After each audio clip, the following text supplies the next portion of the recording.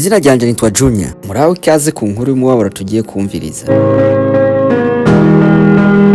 Muri kumwe na Sedu nko bisanzwe, kora subscribe kugira ngo mubashe kuzamukurikirana inkuru nyinshi zizohora zica kuri iyi channel ya Kavyonzi TV.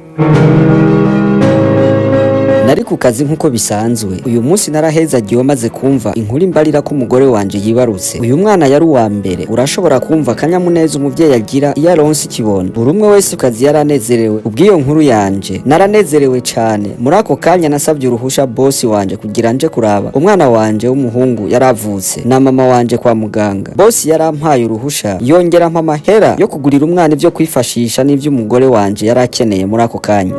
Narasohotse nja kwibarabara gutegera bisi. Byafashe nk'iminota 15 ndindiriye ku imodoka ishika. Niho bisi yashika harimwe abantu batandushizemo na shoferi. Muri ako kanya kose nari maze kumenyesha umugore ko ndi mu nzira inje kumuraba. Yarishimye cyane kumva ijwi ryanje.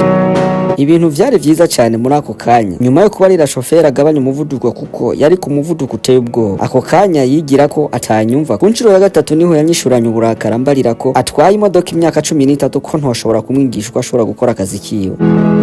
Byaragaragara ko ari jewe ndiko ndidoga jenyene, abandi bari batekanye. Nahisemo gutekana ndaceceka. Ari haheze iminota 12 ivyo bibaye. Mu kanya gato niho shoferi yari kagerageza kudepasa ikimodoka kinini cyane imbere yacu.